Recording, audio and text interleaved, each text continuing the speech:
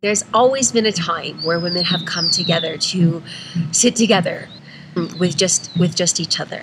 There's something really magical that happens when women come and sit together, and they don't have the distractions of their families or relationships or whatever it is that is holding them. And so it's ancient. It's an ancient practice, and so we really are encouraging this practice. And so when we bring this to the next level, working with plant medicine such as ayahuasca, things can speed up.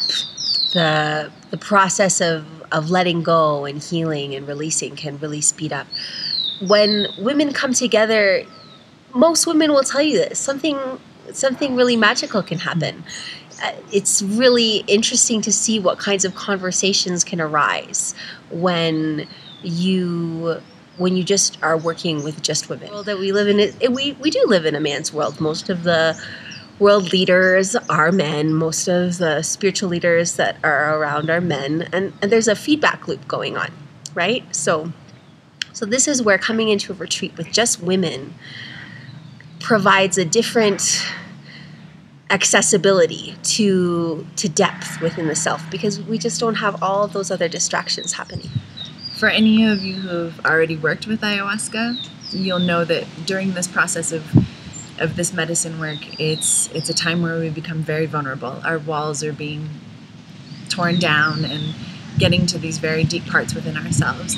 And this is another reason why holding this space for women to come together in this space that is so vulnerable,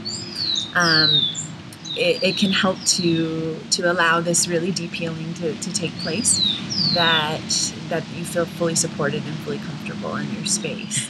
And also, I know that I can speak for myself, coming from the United States. I grew up in a way where my interaction with other women was constantly about comparing myself to them, comparing myself that I'm supposed to look like them or that we're all supposed to be the same. And so I think that this is a really beautiful opportunity for us, all different shapes and sizes and coming from different places, for women to come together and really just love ourselves and honor ourselves, and really let go of these feelings that we need to be exactly the same as each other, and that this can really be a healing process for this.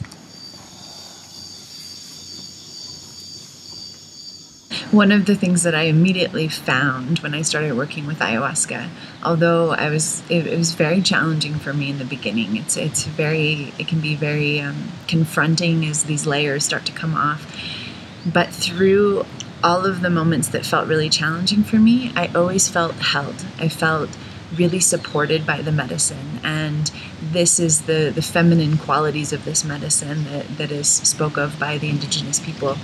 You feel this support, you feel this grandmother energy that can be really hard on you, but also loves you and nourishes you during that time. The medicine is so beautiful in that way, because she really sees you the way that a mother does. You know, it's like, I guess I'm a mother of 2 children, and my prayer is that I can see my children in who they really are, in their fullness at all times. And this is where ayahuasca is like that great mother that never gives up on you, and is like, yeah, this is who you really are, you know? Let's like get rid of that other stuff. My teachers say that right now the winds are blowing hard. And the winds have started to blow hard. And the world that we live in right now, we're going through a big transition, and we have not walked in the best way on our good Mother Earth. And so this medicine is from her. We need warriors right now. This is the time where we need people to stand up and be strong. It's not a time for the weak-hearted.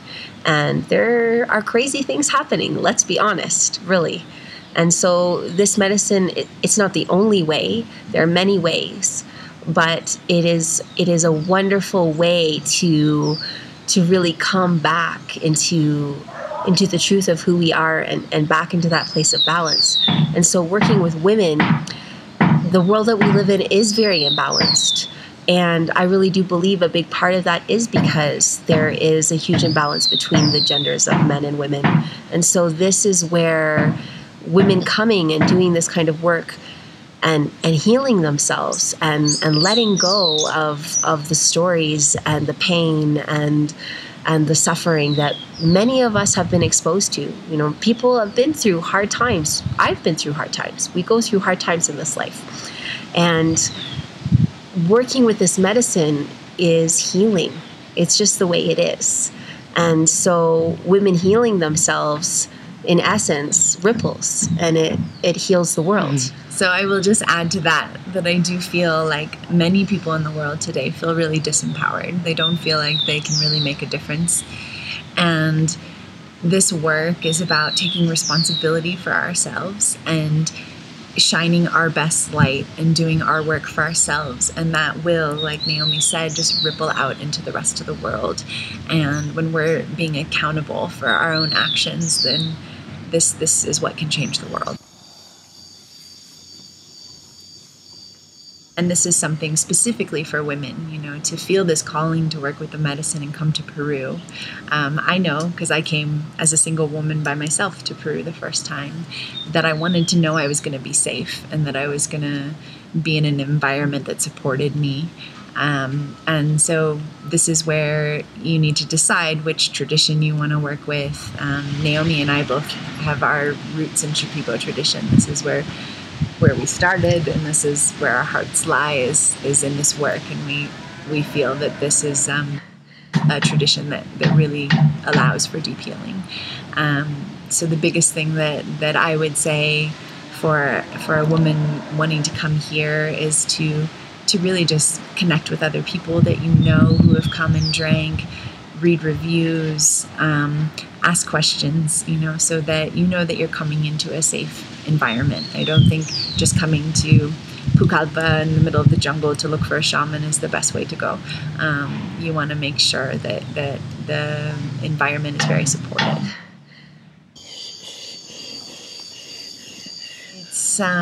This medicine is so sacred and has such a powerful potential of helping people to really heal, and to have that be lost because someone who's serving you the medicine is not acting in the highest integrity is a really hard thing, and that then can be reflected on the medicine. The medicine itself is she's so wise and so light, you know, so much light in there. So yeah, that your experience of being in a harmful ceremony doesn't ruin that path for you. So this is a growing concern, and this is a concern that really hurts my heart that this is happening, that people are coming for healing and are being put in more harmful situations.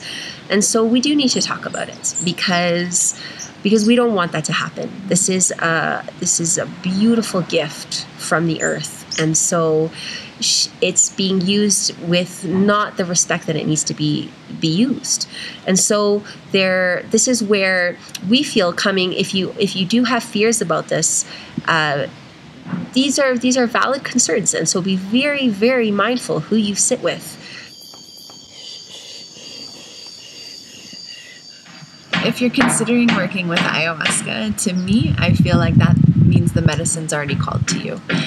There's a lot of people in the world that don't have any consideration for drinking ayahuasca, nor do they even know what it is. So if something has happened in your path that has brought your attention even to it, I feel like it's the medicine opening the space for you to come and receive the healing that is offered by the medicine. The next step is, what do you do with that? For me, I knew about ayahuasca for about 2 years before I actually sat in ceremony. I didn't know where to go or who to work with or how to approach it. And if you are feeling this calling to work with this medicine and you have an opportunity to go to a ceremony here or there, it's a very different experience when you just sit in one ceremony. So I think for me, my suggestion for anyone coming to work with the medicine for the first time would be to come somewhere where you're going to do, you know, a series of ceremonies, because I know a lot of people who have drank one time and had a really intense experience, and they weren't properly supported, and they think the medicine's not for them.